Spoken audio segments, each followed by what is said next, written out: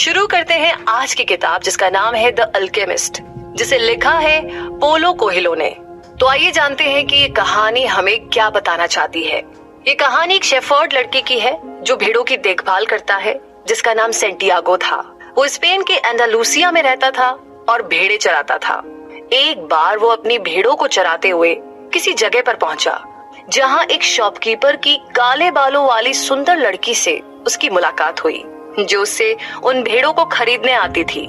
Santiago को वो लड़की बड़ी अच्छी लगती थी और हर बार की तरह इस साल भी वो उस लड़की से मिलने की उम्मीद में उसी जगह पर वापस जाने की सोच रहा था। वो स्पेन के हिंटरलैंड एरिया में अपनी भेड़ों को लेकर घूमता था, जहां घास और पानी की कोई कमी नहीं थी। तो रात में ठंड से बचने के लिए वो एक जैकेट रखता था, लेकिन दिन में बड़ी गर्मी होती थी, इसीलिए उसे जैकेट लेकर के घूमना बिल्कुल भी पसंद नहीं था। लेकिन लाइफ में किसी भी चेंज के लिए हमेशा तैयार रहना चाहिए, चाहे दिन हो या रात हो या लाइफ में कोई भी बड़ी चीज। ये बात खुद सेंटियागो कहा करता था, क्योंकि जैकेट उसे रात में ठंड से बचाती थी। तो उस लड़के की फैमिली चाहती थी कि वो एक प्रीस्ट बने, लेकिन उस लड़के को ट्रैवल करने का बड़ा शौक था, इसीलिए वो एक शेफर्ड बन गया ताकि वो अपनी भेड़ों के साथ हमेशा घूमता रहे। तो एक दिन हुआ यूं कि उसे एक ही सपना 2 बार आया, जब रात में वो एक चर्च के टूटे हुए कमरे में सो रहा था, जहां पर एक बड़ा सा पेड़ उग गया था। तो वो सोचते सोचते उस सपने के बारे में थोड़ा आगे बढ़ा और एक मिस्टिक लेडी से मिलने तारीफा नाम के टाउन में, जो कि सपनों के मतलब बताती थी, वहां गया। तो उस जिप्सी औरत ने उस लड़के के सपने का मतलब ये बताया कि उसे इजिप्ट के पिरामिड जाना चाहिए, जहां उसे एक खजाना मिलेगा, और जब उसे वो खजाना मिल जाए तो उसका 10वां हिस्सा फीस के तौर पर वो उस जिप्सी लेडी को दे दे। लेकिन सेंटियागो ने इस बात पर ज्यादा ध्यान नहीं दिया और टाउन में घूमने लगा। फिर उसे एक ओल्ड मैन मिला। पहले तो सेंटियागो से बात करने में कुछ ज्यादा इंटरेस्टेड नहीं था, लेकिन उस ओल्ड मैन की विजडम ने उसे इम्प्रेस कर दिया और वो दोनों बातें करने लगे। उस ओल्ड मैन ने बताया कि वो सालेम का राजा है। उसने सेंटियागो को अपने सपने यानी कि खजाने तक पहुंचने में मदद भी की। उसने सेंटियागो को ये भी बताया कि वो अक्सर लोगों को उनकी डेस्टिनी तक पहुंचने में किसी न किसी तरीके से हेल्प करता है। अब क्योंकि सेंटियागो ने अपनी डेस्टिनी तक पहुंचने से पहले ही हार मान ली थी, इसीलिए वो उसे सही रास्ता दिखाने के लिए उसके पास आया था। उस ओल्ड मैन ने उससे कहा कि जिंदगी हमेशा हमें कुछ साइन या क्लूज देती है ताकि हम राइट डायरेक्शन को चूज कर सके।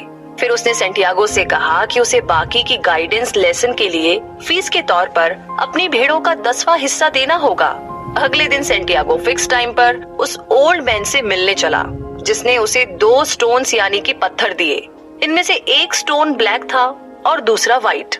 उस ओल्ड मैन ने सेंटियागो से कहा कि अपनी मंजिल की तलाश में अगर उसे कभी भी कोई भी कंफ्यूजन हो तो इन दोनों स्टोन्स की हेल्प से वो अपना डिसीजन ले सकता है।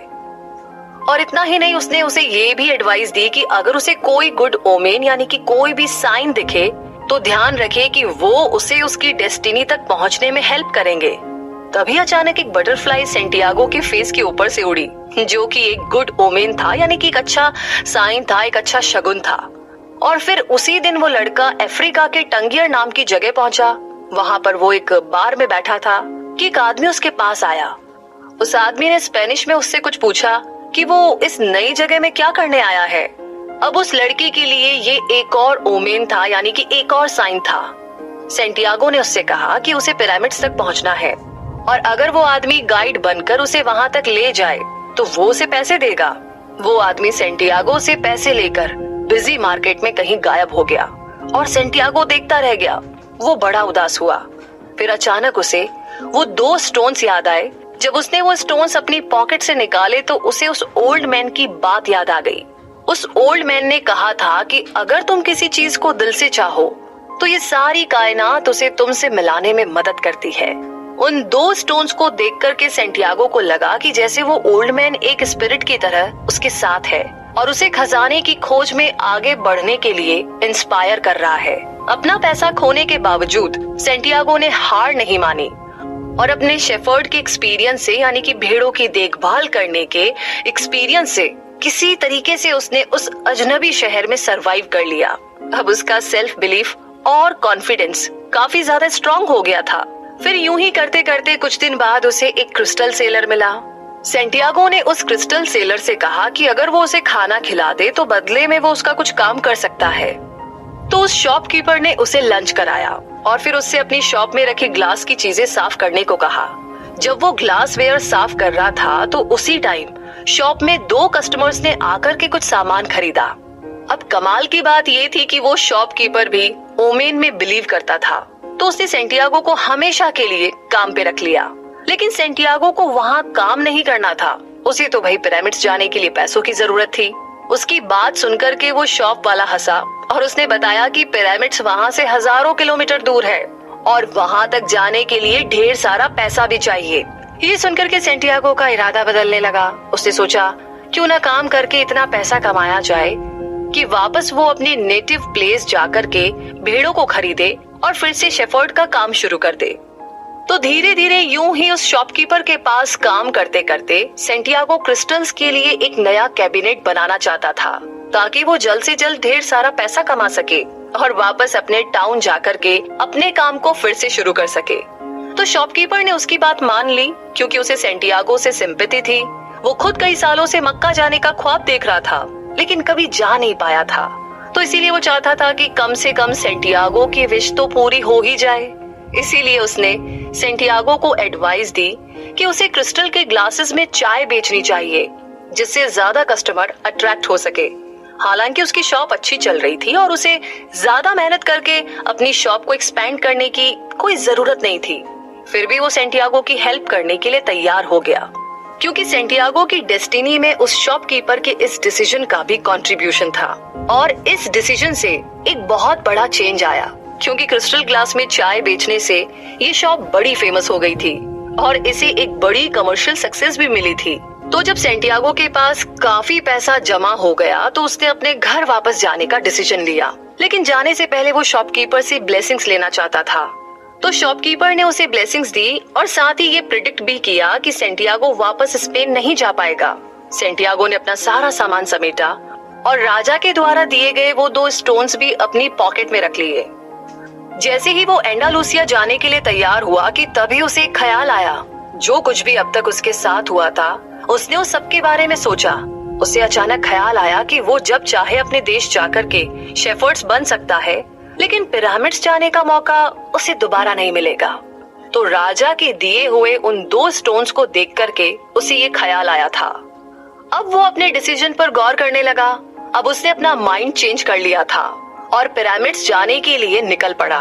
वो एक वेयर हाउस पहुंचा, जहां उसे एक इंग्लिशमैन मिला जो काफी बातों में सेंटियागो की तरह ही था। वो आदमी उन 2 स्टोन्स को भी पहचानता था जो सेंटियागो के पास थे। ये एक और ओमेन था, एक और अच्छा साइन था सेंटियागो के लिए। फिर वो दोनों इजिप्ट जाने वाले एक कारवा के साथ साथ चलने लगे, जिसका सरदार एक दाढ़ी वाला आदमी था। वो कारवा एक रेगिस्तान से गुजर रहा था। कारवे में पहले तो काफी चहल पहल हो रही थी, लेकिन फिर सब लोग चुपचाप चलने लगे। जर्नी के दौरान सेंटियागो की अपने ऊंट चलाने वाले से अच्छी दोस्ती हो गई और दोनों अपनी अपनी जिंदगी के बारे में एक दूसरे को बताने लगे। दोनों को एक फिलोसॉफिकल ट्रुथ का एहसास हुआ। उन्हें फील हुआ कि जैसे डेस्टिनी ने हर चीज पहले से प्लान कर रखी है, क्योंकि लाइफ में हर एक चीज किसी दूसरी चीज से जुड़ी हुई है। जर्नी के बीच बीच में उन्हें बेडुइन्स भी मिल जाते थे, जो कि डेजर्ट के मिस्टीरियस प्रोटेक्टर ट्राइब थे। वे उन्हें डेजर्ट के डाकुओं और आने वाले खतरों के बारे में अलार्म करके फिर से गायब हो जाते थे। तो आगे बढ़ते बढ़ते एक बार तो उन्हें ये भी इंफॉर्मेशन मिली कि ट्राइबल्स के बीच में वॉर होने वाली है, जिसे सुनकर के सारे लोग डर गए थे। लेकिन वापस लौटना अब पॉसिबल नहीं था, और जब वापस जाना मुमकिन ना हो तो आगे बढ़ते रहना ही एक पॉसिबल रास्ता है। जैसे जैसे वो लोग आगे बढ़ रहे थे, वो इंग्लिशमैन डेजर्ट में और ज्यादा इंटरेस्ट लेता गया और वो लड़का उस इंग्लिशमैन की बुक्स में। तो ये तरीके का छोटा सा रोल रिवर्सल था। वो इंग्लिशमैन किसी भी मेटल को गोल्ड में चेंज करने की आर्ट यानी कि अल्केमी में इंटरेस्टेड था। लेकिन दूसरी तरफ सेंटियागो जितना उन किताबों को पढ़ता गया उतना ही ज्यादा कंफ्यूज होता गया, क्योंकि उसे उन किताबों की लैंग्वेज और उनमें बने सिंबल्स कुछ समझ नहीं आ रहे थे।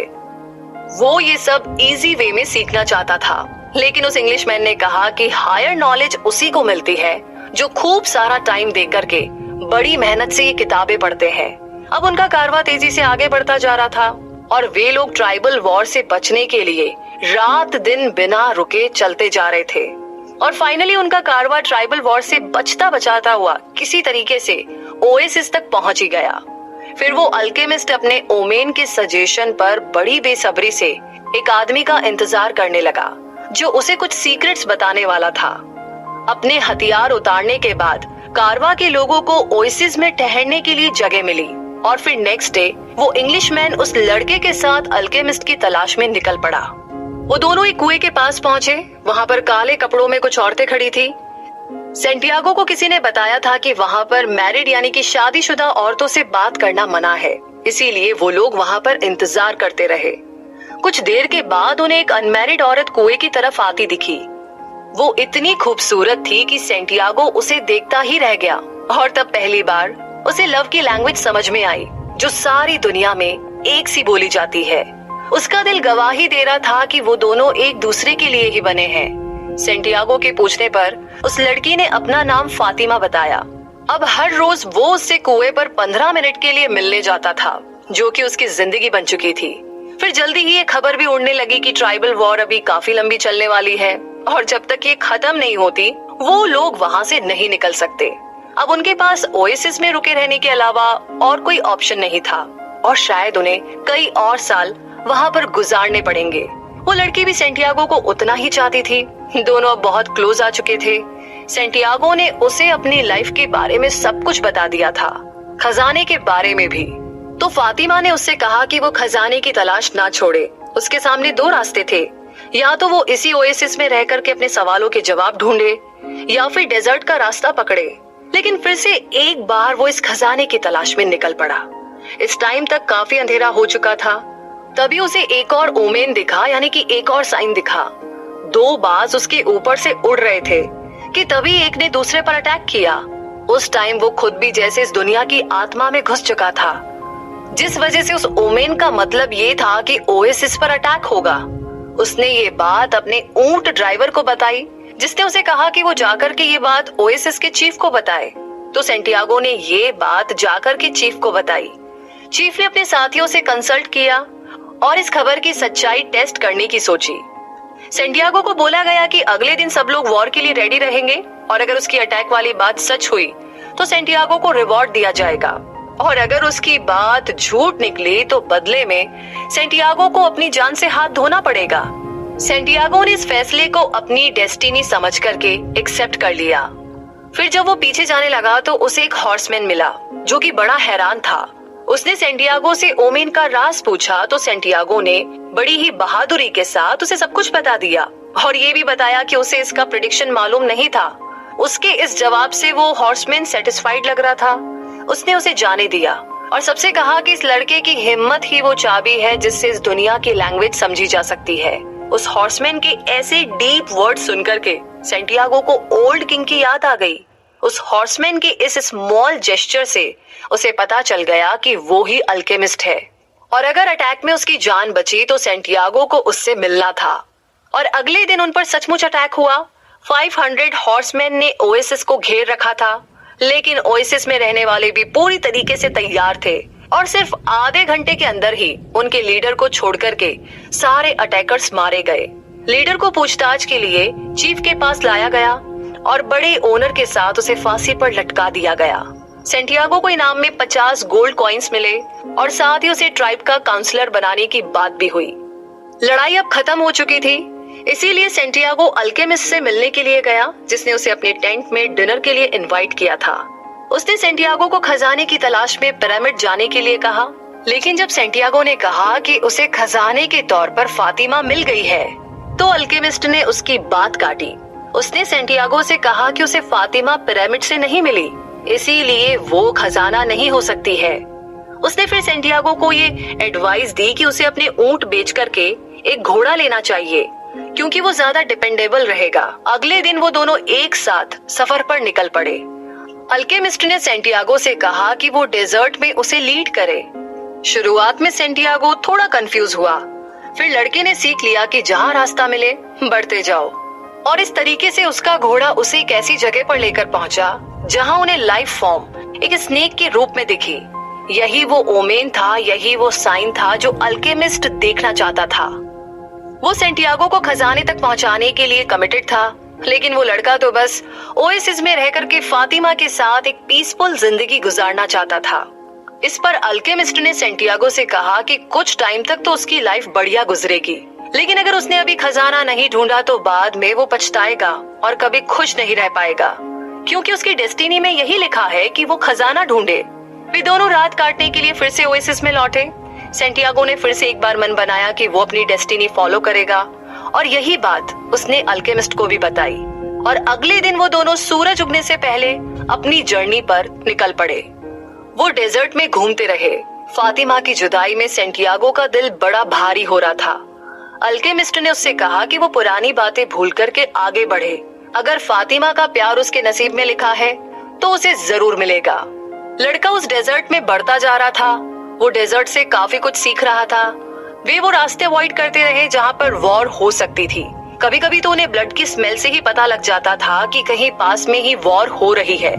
और इस तरीके से बड़े ही केयरफुली चलते हुए वो अपनी जर्नी के काफी क्लोज आ गए थे, जहाँ डेजर्ट का एक बड़ा स्ट्रेच फैला हुआ था जिस पर बड़ी भारी लड़ाई चल रही थी। पूरी जर्नी के टाइम सेंटियागो के सामने काफी कॉन्फ्लिक्ट मोमेंट्स आए। वो कभी खुश होता था तो कभी उदास हो जाता था। उसने अल्केमिस्ट को ये बात बताई। अल्केमिस्ट उसकी बातें बड़ी ध्यान से सुनता था और अच्छी काउंसलिंग करता था, जिससे सेंटियागो उससे दिल खोल करके बातें करता और अच्छा फील करता, क्योंकि वो अपनी डेस्टिनी की तरफ बढ़ रहा था और इसका हर मोमेंट उसके लिए काफी मायने रखता था। अब तक अपने पास्ट के एक्सपीरियंस से उसने काफी कुछ सीख लिया था, और वो आज जो कुछ भी था, जहाँ पर भी था, अपनी लर्निंग की वजह से ही था। ये सब जिंदगी की एक बहुत बड़ी प्लानिंग का पार्ट था। ये प्लानिंग अनदेखे हाथों ने लिखी थी, जो सबकी लाइफ की प्लानिंग लिखते हैं। हार्ट ने ये सीखा कि सफरिंग और फेलियर का डर एक्चुअल में सफरिंग और फेलियर से बड़ा होता है। ये सब जान करके अब सेंटियागो का मन शांत था। ये सब उसने अल्केमिस्ट से शेयर किया तो उसने कहा कि अब वो अपनी डेस्टिनी के लिए पूरी तरीके से तैयार है, लेकिन अभी उस लड़के को एक लास्ट लेसन देना बाकी था। और ये लेसन था, जो कुछ उसने अब तक सीखा उसका टेस्ट देने के लिए उसे तैयार रहना था। और ये इसीलिए क्योंकि हर सर्च बिगनर के लक से शुरू होती है, ताकि जो कुछ लेसन हमने सीखे हैं वो पूरी तरह से जिंदगी भर के लिए हमारे अंदर समा जाए। और फिर जल्द ही टेस्ट का दिन भी आया। उन्हें एक ट्राइब ने घेर लिया था। वो लोग उन्हें अपने चीफ के पास ले गए और पूछताछ करनी शुरू कर दी। जान बचाने के लिए अल्केमिस्ट ने सेंटियागो का सारा गोल्ड उन लोगों को दे दिया, और साथ ही ये भी कहा कि उस लड़के में ऐसी पावर है कि वो उन्हें हवा बन के दिखा देगा, और अगर ऐसा नहीं हुआ तो वो लोग उन्हें 3 दिन में मार सकते हैं। अब ये बात सेंटियागो के लिए कुछ ज्यादा हो गई थी। वो बहुत डर गया था कि आगे क्या होगा। पहले दिन के खत्म होने पर सेंटियागो ने अल्केमिस्ट से कहा कि उसे हवा बनना नहीं आता। इस पर अल्केमिस्ट ने जवाब दिया कि वो उसकी प्रॉब्लम है, क्योंकि उसे तो ये जादू आता है। दूसरे दिन वो लड़का दिन भर एक माउंटेन के ऊपर बैठा रहा और डेजर्ट से बातें करता रहा। जब तीसरे दिन अपना जादू दिखाने का टाइम आया तो उसने डेजर्ट से हेल्प करने की रिक्वेस्ट की। डेजर्ट ने उससे कुछ सवाल किए, जिसका जवाब उस लड़के ने बड़ी हिम्मत के साथ दिया। डेजर्ट उसे अपनी सैंड देने के लिए तैयार हो गया और उससे कहा कि वो हवा से अब मदद मांगे। जब सेंटियागो ने हवा से मदद मांगी तो हवा ने भी कुछ सवाल किए, और उन सवालों के जवाब भी उसने उसी तरीके से हिम्मत से दिए। उसने हवा को कन्विंस किया कि वो इतनी तेज चले कि वो आसमान से हेल्प ले सके। हवा उसकी बात मान गई और जोर जोर से चलने लगी। सेंटियागो ने फिर सूरज से बात की और उसे भी तेज चमकने के लिए कन्विंस कर लिया। सूरज ने उसे कहा कि वो उन हाथों से बात करे जिन्होंने ये सब कुछ लिखा है। अब उस लड़के ने प्रे करना शुरू कर दिया। उसकी प्रेयर साइलेंट थी, मगर उसका हार्ट उस ऊपर वाले से कनेक्ट था। जी हाँ, उसे सोल ऑफ गॉड की पावर रियलाइज हुई, और ये भी रियलाइज हुआ कि उसके अंदर भी सोल ऑफ गॉड मौजूद है। वो इस सीक्रेट को समझ गया था कि इंडिविजुअली किसी को भी नहीं पता होता है कि उन्हें क्या करना है, क्योंकि सारा प्लान उन सुप्रीम पावर के हाथों लिखा होता है। कुछ लोग ये बात समझ जाते हैं और जो नहीं समझ पाते हैं वो फना हो जाते हैं। सेंटियागो को जब इस सीक्रेट का पता चला तो उसे एहसास हुआ कि उसमें और उसकी डेस्टिनी लिखने वाले हाथों में कोई फर्क नहीं है। वो एक हो गए, और जैसे ही उसे ये रिवील हुआ उसने ऊपर वाले की मदद से खुद को हवा में बदलकर दिखा दिया। सब हैरान रह गए और सैंटियागो शर्त जीत गया। उसे और अल्केमिस्ट को छोड़ दिया गया और ट्राइब की तरफ से साथ में चलने के लिए गार्ड्स भी दिए गए, जिन्हें वो चाहे जितनी दूर तक साथ रख सकते थे। चलते चलते वो लोग एक मॉनेस्ट्री पहुंचे, जहां उन्होंने गार्ड्स को गुड बाय बोला और आगे बढ़े। अल्केमिस्ट ने उसे एक रास्ता दिखाया जो गोल्ड में टर्न हो सकता था। दोनों वहां से अलग हो गए। अल्केमिस्ट वापस ओएसिस में लौट गया और सैंटियागो खजाने की तलाश में आगे चलता रहा। यहाँ पर वो सिर्फ अपने दिल की सुन रहा था और आगे बढ़ता जा रहा था और फाइनली वो पिरामिड्स तक पहुंच ही गया। अपनी मंजिल देख करके वो रो पड़ा और जहाँ पर उसके आंसू गिरे वहाँ उसे एक बीटल दिखा, जो कि उस इलाके में गॉड का सिंबल माना जाता था। उसे ये एक और ओमेन लगा, एक और अच्छा शगुन और साइन लगा और उसने वहाँ पर खोदना शुरू कर दिया। उसने काफी गहरे तक खोदा मगर कुछ नहीं निकला। तभी उसके पास कुछ ट्राइब्समैन आए जो वॉर से अपनी जान बचाकर लौट रहे थे। उन्होंने सैंटियागो का वो सारा गोल्ड छीन लिया जो उसे अल्केमिस्ट ने पार्टिंग गिफ्ट के तौर पर दिया था। उन्होंने सैंटियागो की खूब पिटाई की और उसे सैंड में और डीप खोदने के लिए बोला। जब लड़के ने उन्हें बताया कि उसने ड्रीम में यहाँ पर खजाना गड़ा हुआ देखा था, तो उन लोगों को लगा कि यहाँ उन्हें कुछ नहीं मिलने वाला, क्योंकि सपने कभी सच नहीं होते। जाते जाते ट्राइब्समैन के चीफ ने उससे कहा कि उसने भी एक सपना देखा था कि स्पेन के एक चर्च के अंदर खजाना छुपा है, जहाँ एक टूटे हुए कमरे में साइकामोर का पेड़ उगा है। ये बोल करके वो चीफ और उसके साथी वहाँ से चले गए। लड़का खुशी से ठहाके लगाने लगा, क्योंकि ये एग्जैक्ट वही जगह थी जहाँ उसे इजिप्ट के खजाने का सपना आया था। तो वाकई में कोई खजाना था, लेकिन उसे पाने का रास्ता इतना लंबा था। उसे पहले डेजर्ट में पिरामिड्स तक पहुंचना था, फिर किसी और के थ्रू उसके बारे में जानना था। अगर उसने अपनी डेस्टिनी फॉलो नहीं की होती तो शायद उसे कभी भी उस खजाने का पता नहीं चल पाता, जो उसके अपने ही देश में छुपा था। तो सैंटियागो चर्च में गया और खजाने को खोद निकाला। फिर वो उस जिप्सी औरत के पास गया जिसे उसने 1/10 देने का प्रॉमिस किया था। उसके बाद उसे हवा में वो खुशबू महसूस हुई जो उसे बड़े अच्छे से याद थी और जो अभी उसके होठों पर एक याद बनकर बैठी थी। ये खुशबू थी फातिमा की।